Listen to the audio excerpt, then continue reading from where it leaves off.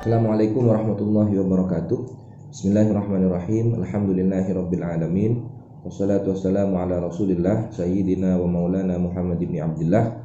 Wala haula wala quwata illa billah, amma ba'du.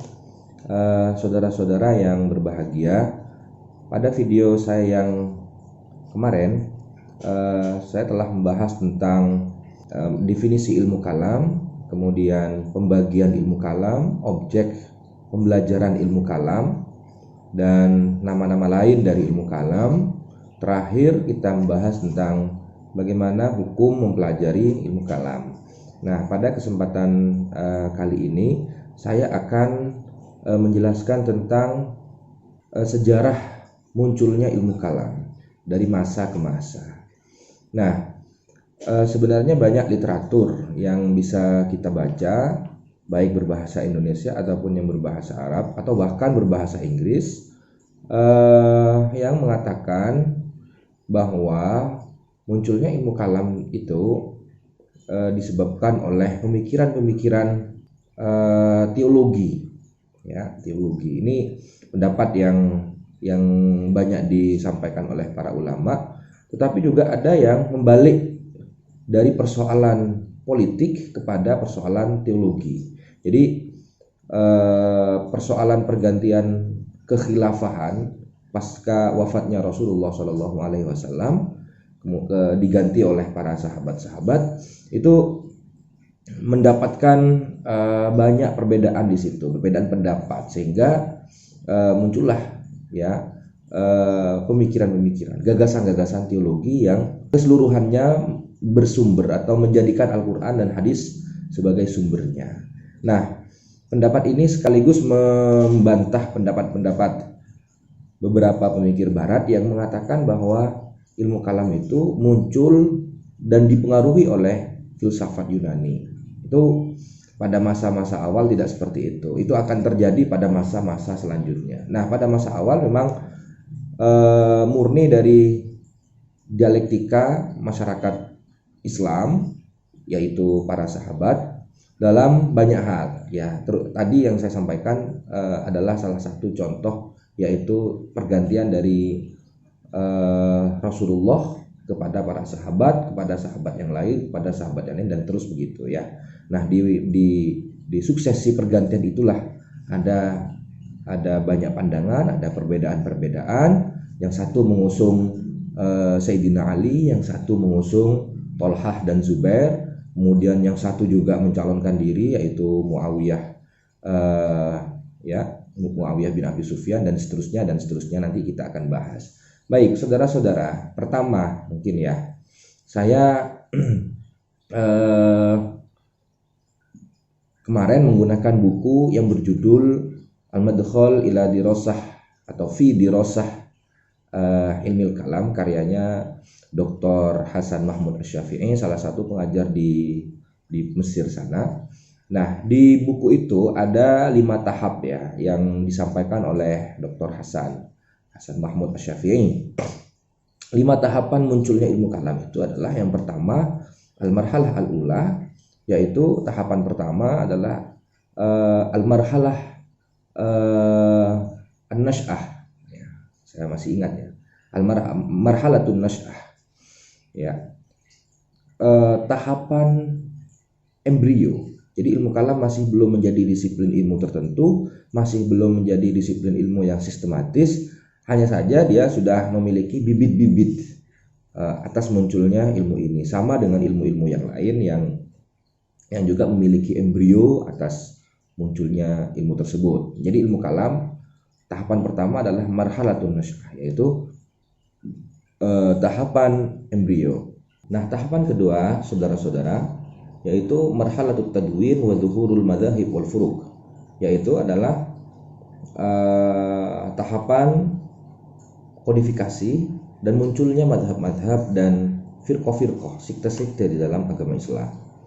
Nah, kemarin kita sudah singgung ada banyak sekte ya, ada Khawarij, ada Murji'ah, ada Mu'tazilah, ada juga Syiah, ada Ahlus Sunnah, ada Jabariyah, ada Qadariyah, dan seterusnya kita akan bahas di segmen berikutnya. Nah, Marhalah ketiga saudara-saudara dari munculnya ilmu kalam ini yaitu marhalatut tatawur, ya. Marhalatut tatawur wal ikhtilat.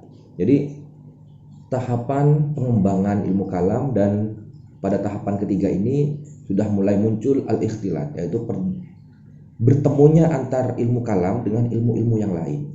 Misalnya ilmu filsafat, misalnya bertemu dengan ilmu mantik dan seterusnya, ya, dan seterusnya, ilmu logika Yunani maksudnya.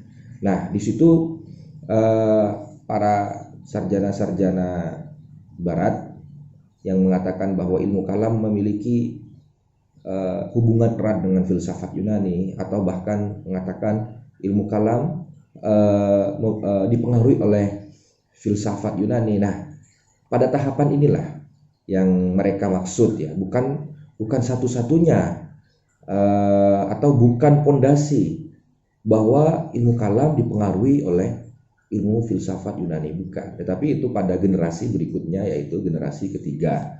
Kemudian yang keempat, generasi keempat, al-marhalah ar-rabi'ah, itu marhalatul jumud, ya, marhalatul jumud. Marhalatul jumud ini adalah di mana ilmu kalam menempati, memposisikan atau memiliki posisi mandek, tidak berkembang. Justru ilmu-ilmu yang lain pada saat itu yang berkembang, ilmu fikih, ilmu usul fikih, ilmu tafsir dan seterusnya. Ilmu kalam justru mengalami stagnasi, ya. Nah, terakhir adalah al-marhalah al-khamisah, itu al-marhalah al-akhirah fi asrina al-hadir. Jadi tahapan kelima ini adalah tahapan kontemporer, ilmu kalam kontemporer, di mana saat sekarang kita hidup ini. Jadi saudara-saudara, ada 5 tahapan itu, dan kita akan bahas dari pertama, kedua, ketiga, tahapan keempat sampai ke tahapan kelima. Baik, kita mulai yang pertama, ya, marhalatun nasy'ah, yaitu tahap embrio. Nah, pada tahapan ini yang harus kita ketahui lebih awal adalah sejarah penting hijrahnya Nabi Muhammad ke Madinah hingga wafatnya Nabi Muhammad SAW. Nah, ketika Nabi Muhammad hijrah dari Mekah ke Madinah, Nabi Muhammad kita tahu bahwa di Madinah beliau selain sebagai nabi, selain sebagai pemuka agama, selain juga beliau sebagai Rasul, penyampai wahyu dari Allah. Tetapi yang perlu kita ketahui adalah bahwa Nabi Muhammad di Madinah juga memiliki posisi sebagai kepala negara, jadi pemimpin negara saat itu. Di mana di Madinah itu bukan hanya umat Islam yang menetap di Madinah, tetapi juga orang-orang non-Muslim, ya, juga hidup di bawah kepemimpinan Rasulullah SAW. Bahkan kalau dalam sejarah kita tahu hijrahnya Nabi Muhammad, salah satu faktornya adalah dipengaruhi oleh permintaan dari masyarakat Madinah yang notabene adalah beragama Yahudi. Nah, disitulah kemudian Rasulullah ini menjadi sosok penting, ya, bagi masyarakat Madinah, tidak hanya umat Islam tetapi juga umat non-Muslim, ya. Nah, pada masa Rasulullah hidup, ada di tengah-tengah sahabat, para sahabat tidak ada persoalan yang signifikan, ya. Tidak ada perselisihan di antara sahabat yang sampai berlarut-larut. Jadi mereka berselisih, mereka hadir kepada Rasulullah, datang kepada Rasulullah dan meminta pencerahan kepada Rasulullah. Kemudian Rasulullah menjawabnya, memberikan pencerahan, selesai urusan antara dua sahabat tersebut. Dan ini sering terjadi kepada para sahabat yang sedang berselisih, baik berselisih dari bacaan Al-Quran, selisih tentang pengamalan tentang Islam, berselisih tentang hal-hal yang lain, ya, tentang halal dan haram dan seterusnya, bisa selesai di hadapan Rasulullah. Nah, ketika Rasulullah wafat, ada perdebatan antar sahabat seputar siapakah yang akan menggantikan posisi Rasulullah sebagai pemimpin agama Islam dan sekaligus sebagai pemimpin negara saat itu.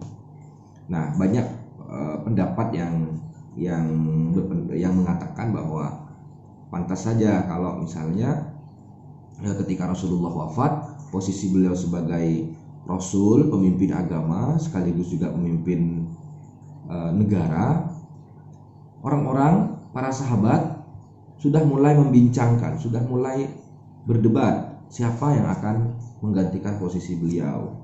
Itu sebabnya karena posisi penting Rasulullah baik sebagai pemimpin Islam juga sebagai pemimpin negara. Nah, itu wajar ya, wajar membicarakan siapa lalu pengganti Rasulullah. Sejarah membuktikan bahwa Abu Bakar lah yang disepakati oleh para sahabat. Walaupun Abu Bakar menjadi khalifah, bukan berarti perdebatan-perdebatan kecil, perselisihan-perselisihan kecil itu tidak terjadi. Itu terjadi, tetapi arus perselisihan ini dapat dibendung, dapat dicegah oleh sahabat-sahabat yang lain. Nah, ketika Sayyidina Abu Bakar wafat, digantikan oleh Sayyidina Umar, ya, Umar bin Khattab. Umar bin Khattab lalu digantikan oleh Sayyidina Ali. Umar bin Khattab wafat terbunuh oleh seorang budak dan seterusnya. Ya, saya tidak ingin menjelaskan detail tentang bagaimana Abu Bakar menjadi pemimpin dan sejarah keemasan dan seterusnya. Kemudian bagaimana Sayyidina Umar bin Khattab wafat, dibunuh, apa motifnya dan seterusnya. Saya tidak ingin membicarakan itu karena pembahasan kita fokus kepada munculnya ilmu kalam, ya. Bagi yang mendengar video ini bisa cek, bisa belajar sejarah detail tentang wafatnya Abu Bakar, wafatnya Sayyidina Umar, kemudian faktor apa yang melatar belakangi syahidnya, ya, Sayyidina Umar itu bisa dilihat dalam buku-buku sejarah, ya, sejarah kebudayaan Islam, sejarah Islam, Tarikhul Khulafa dan seterusnya. Nah, ketika Sayyidina Umar wafat diganti oleh Sayyidina Utsman. Nah, Sayyidina Utsman ini adalah saudagar kaya dan keturunan kaya. Oleh karena itu para sahabat yang lain bersepakat untuk mendukung Sayyidina Utsman karena banyak pertimbangan, ya. Praktisnya beliau terpilih dan beliau, Sayyidina Utsman maksud saya, memimpin sebagai khalifah paling lama di antara sahabat-sahabat yang lain, yaitu 12 tahun. Nah, saudara-saudara, pada masa awal-awal tidak ada persoalan, tidak ada gejolak yang ditimbulkan dari kepemimpinan Sayyidina Utsman ini. Tetapi pada akhir-akhir ke masa penjabatannya ada banyak pemberontakan yang menolak terhadap kebijakan-kebijakan Sayyidina Utsman. Nah, ada banyak gubernur-gubernur, ya, terutama di Mesir saat itu yang tidak sependapat dengan kebijakan-kebijakan Sayyidina Utsman. Pemberontakan-pemberontakan itu yang kemudian berujung kepada terbunuhnya Sayyidina Utsman, ya, dalam beberapa literatur dijelaskan yang melakukan pemberontakan dan hingga mensyahidkan Sayyidina Utsman, ya, itu adalah seorang yang bernama Muhammad ibnu Abi Bakar, ya, yang dijelaskan orang ini menjadi anak angkat dari Sayyidina Ali. Nah, baik saudara-saudara, ketika Sayyidina Utsman wafat, calon terkuat untuk menjadi khalifah berikutnya adalah Sayyidina Ali, ya. Tetapi perjalanan Sayyidina Ali menuju pada khalifah tidak semulus yang pendahulu-pendahulunya. Nah, Sayyidina Ali mendapatkan setidaknya dua tantangan. Tantangan yang pertama adalah tantangan dari Tolhah dan Zubair, ya. Tolhah dan Zubair yang didukung kuat oleh Sayyidina Aisyah dari Mekah, saat itu ada di Mekah, ya. Nah, dua orang ini dicalonkan dan juga berkeinginan untuk menjadi khalifah. Tetapi singkat cerita, dalam perang saudara, perang Jamal itu, ya, Tolhah dan Zubair wafat dan Sayyidah Aisyah kemudian dibawa ke Mekah lagi ya. Tantangan kedua yang dihadapi oleh Sayyidina Ali datang dari Muawiyah bin Abi Sufyan, seorang gubernur Damaskus pada waktu itu, yang sekaligus juga merupakan kerabat atau saudara dari Sayyidina Utsman bin Affan. Nah, Muawiyah bin Abi Sufyan menolak dan tidak mengakui terhadap kekhalifahan Sayyidina Ali, dan dia juga menuntut Sayyidina Ali untuk mencari ya dan menghakimi pembunuh Sayyidina Utsman, yang menurut beberapa literatur Muawiyah bin Abi Sufyan ini memiliki kecurigaan atau dugaan Sayyidina Ali juga terlibat di dalam proses pembunuhan Sayyidina Utsman ya, dalam beberapa literatur begitu ya. Nah pembunuh Sayyidina Utsman ini adalah seorang pemberontak dari Mesir ya, yang bernama Muhammad ibni Abi Bakar.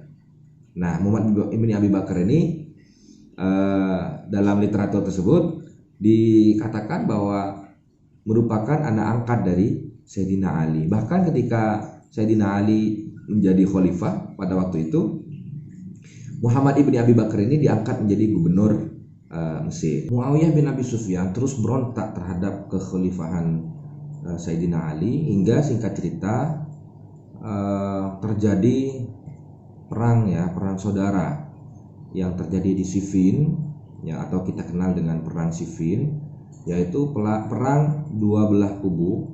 Pertama adalah kubu Sayyidina Ali dan kubu Muawiyah bin Abi Sufyan.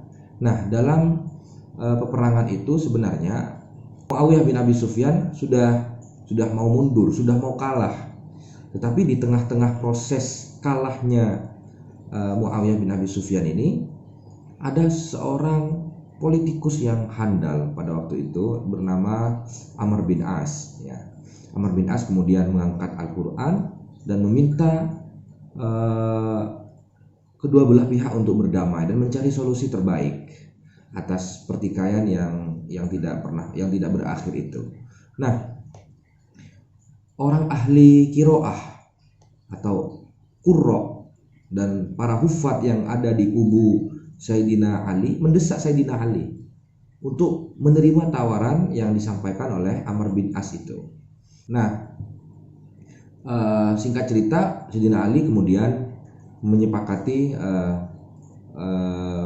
usulan dari qurra atau ahli Al-Quran yang ada di kubu dia, dan kemudian membuat kesepakatan ya untuk berunding antar dua belah pihak ini dengan nama yang kita kenal sebagai arbitrase atau tahkim ya, tahkim. Nah, di proses tahkim itu ada dua perwakilan. Perwakilan pertama perwakilan dari Sayyidina Ali, dan perwakilan kedua adalah perwakilan dari Muawiyah bin Abi Sufyan. Nah, dari kubu Sayyidina Ali diangkatlah seorang ahli ibadah dan warok ya, zuhud juga, namanya Abu Musa al-Asy'ari. Di kubu Muawiyah bin Abi Sufyan diangkatlah seorang yang ahli strategi politik, yang juga politikus. Kemudian kedua orang ini bertemu dan sepakat untuk menjatuhkan pemuka yang bertentangan, yaitu Sayyidina Ali dan Muawiyah bin Abi Sufyan. Ya, kita tahu ya, dua background ini bertemu dan memiliki latar belakang yang berbeda. Satu ahli ibadah, zuhud dan sepuh juga, Abu Musa al-Asy'ari ini. Kemudian yang Amr bin As ini adalah ahli politik, ahli strategi politik, dan secara usia masih di bawah Abu Musa al-Asy'ari. Kesepakatan menurunkan dua pemuka yang bertentangan itu disepakati oleh dua delegasi ini.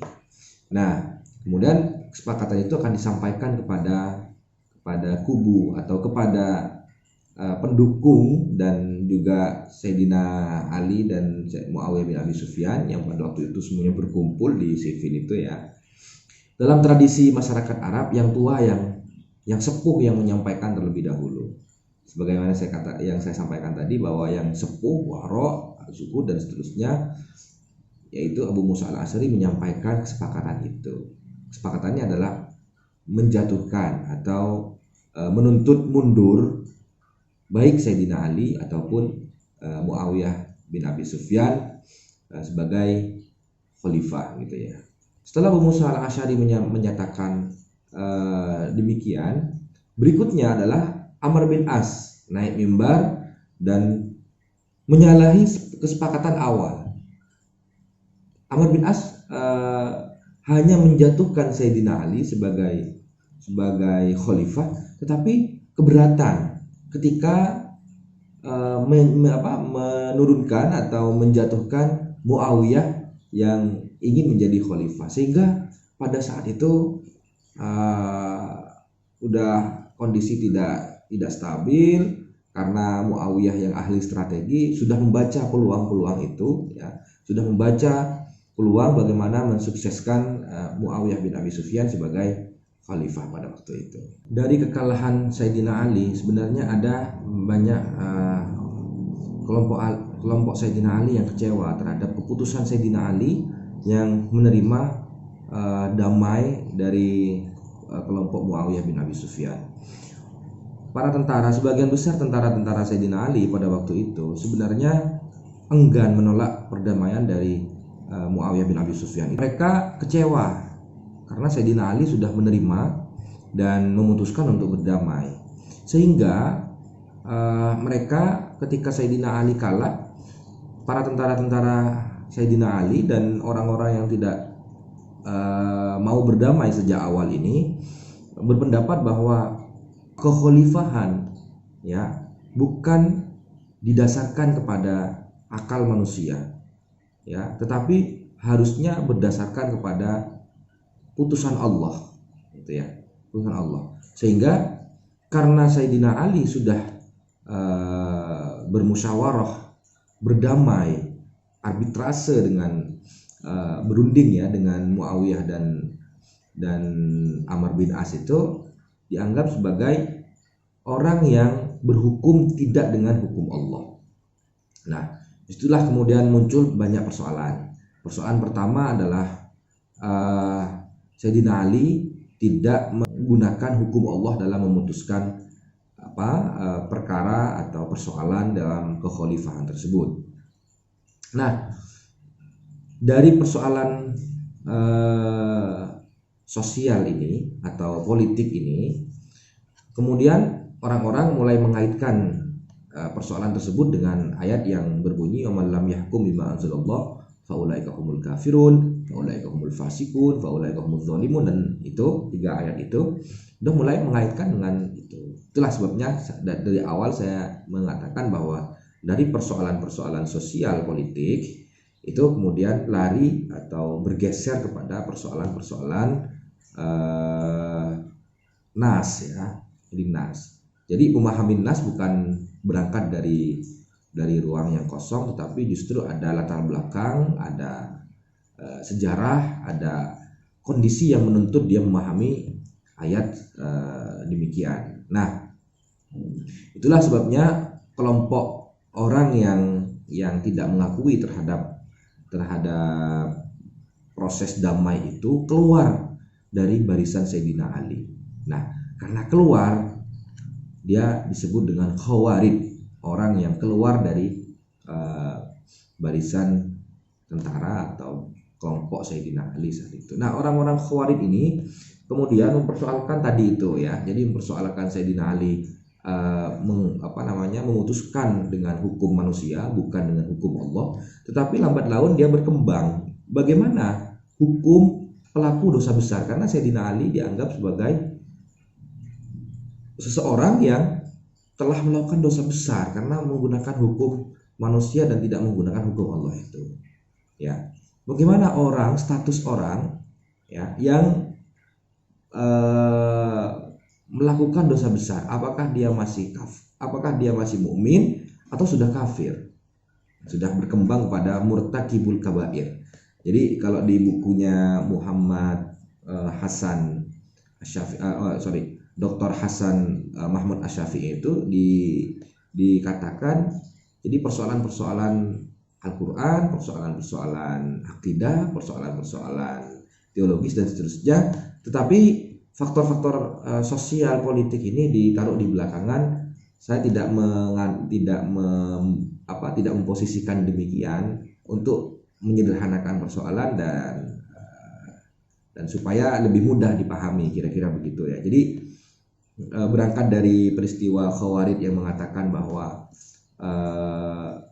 yang tidak berhukum dengan hukum Allah adalah kafir, kemudian pelaku dosa besar, kafir, yang dinisbatkan kepada tidak hanya kepada Sayyidina Ali sih sebenarnya, tapi juga kepada Muawiyah bin Abi Sufyan, kepada Abu Musa al-Asy'ari, kepada Sayyidina Ali, kepada Amr bin As, pelaku-pelaku dalam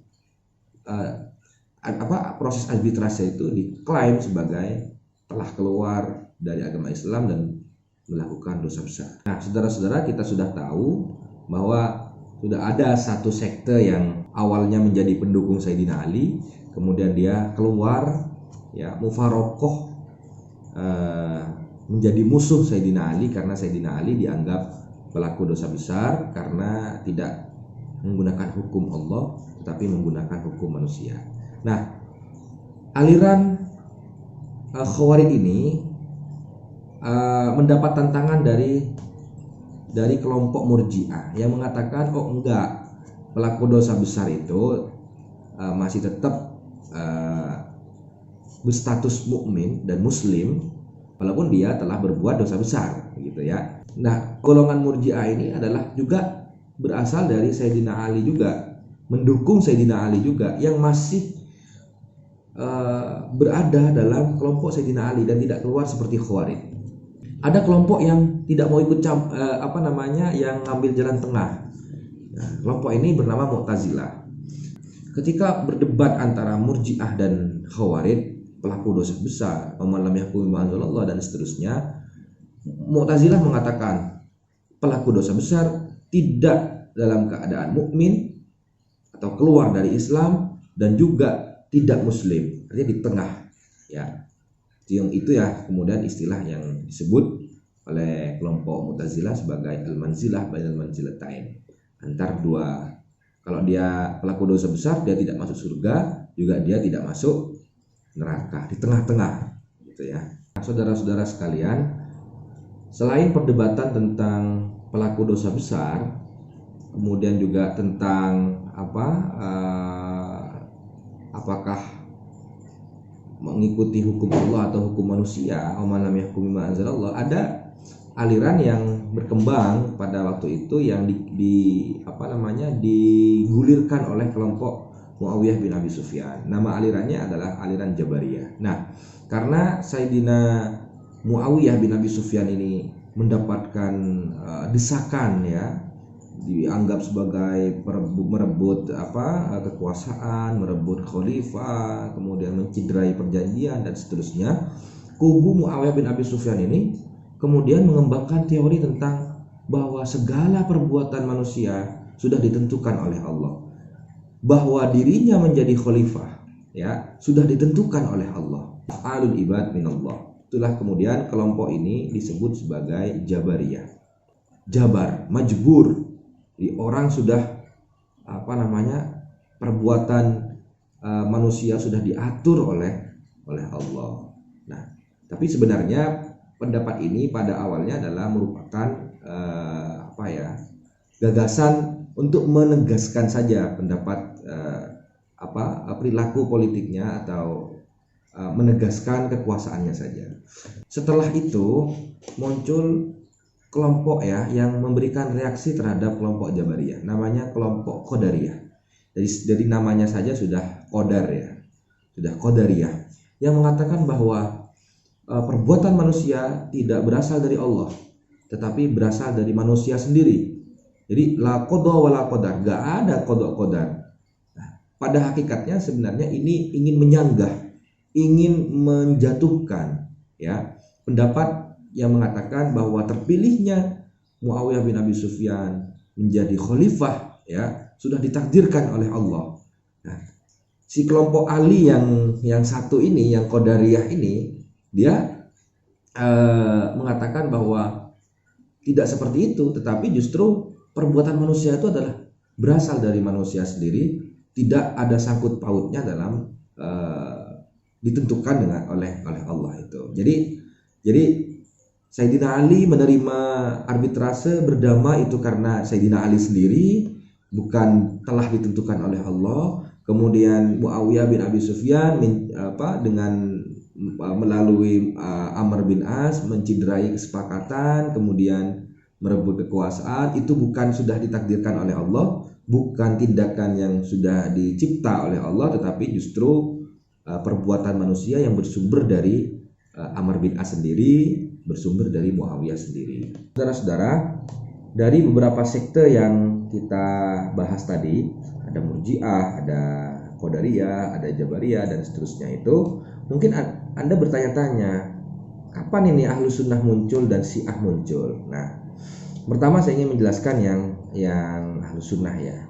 Ahlus Sunnah ini muncul pada masa kekhalifahan Abbasiyah. Jadi ceritanya begini, terutama pada masa Ma'mun, ideologi negara pada waktu itu adalah menganut Mu'tazilah. Ya, filsafat Yunani semua diterjemahkan ke dalam bahasa Arab. Pada perkembangannya, ketika Mu'tazilah dijadikan sebagai madhab negara, ada dua orang yang menolak terhadap gagasan-gagasan Mu'tazilah. Nah, menolak karena ia tidak cocok dengan argumen-argumen yang disampaikan oleh Mu'tazilah. Dua orang ini, yang pertama adalah Abu Hasan al-Asy'ari. Nah, dia menolak karena ada beberapa ketidaksesuaian dengan ajaran Mu'tazilah, sekaligus mengaku pernah bermimpi bertemu dengan Rasulullah, dan Rasulullah menganggap ajaran Mu'tazilah adalah ajaran yang sesat dan seterusnya ya. Kemudian kedua adalah Maturidi ya, dari Samarkand, penganut mazhab Hanafi ya. Maturidi juga mengatakan demikian. Jadi tidak sependapat dengan pendapat ideologi Mu'tazilah. Dua orang ini, ulama besar ini, kemudian dikenal dengan aliran Ahlus Sunnah wal Jamaah. Nah, Ahlus Sunnah wal Jamaah terus berkembang dan seterusnya, dikembangkan oleh murid-muridnya hingga kemudian sampai kepada generasi kita hari ini. Nah, aliran kedua yaitu yang tidak disebutkan dari tadi itu adalah aliran Syiah.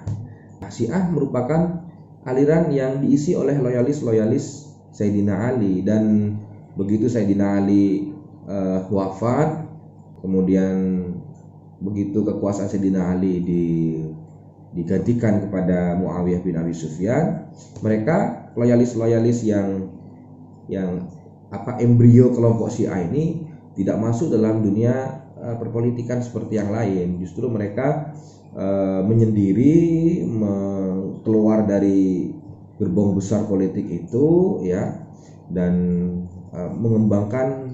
mengembangkan tentang keilmuan yang khas mereka. Jadi itu saudara-saudara, sejarah dari munculnya ilmu kalam. Jadi saya ingin tegaskan lagi, ini bukan satu-satunya faktor ya, tetapi ada beberapa faktor yang menuntut atas munculnya ilmu kalam. Salah satu tadi itu ya Al-Quran, kemudian hadis, kemudian ilmu-ilmu yang lain dan seterusnya. Tetapi pada hakikatnya muncul pertama itu adalah persoalan kekhilafahan. Jadi perdebatan kekhilafahan, kemudian para sahabat ingin mencari sumber yang ada di dalam Al-Quran sebagai justifikasi atas tindakannya. Nah, itulah orang yang menganggap bahwa ilmu kalam muncul dari tindakan ke urusan teologi. Saya kira itu ya. Nanti kita ketemu lagi dan akan membahas tentang sejarah Mu'tazilah, sejarah Syiah, sejarah Qadariyah, Jabariyah, Murji'ah dan seterusnya ya. Baik, saya cukupkan dulu. Semoga video ini memberikan manfaat kepada siapapun yang mendengar video ini. Allahumma muwaffiq ila aqwamit thoriq. Wassalamualaikum warahmatullahi wabarakatuh.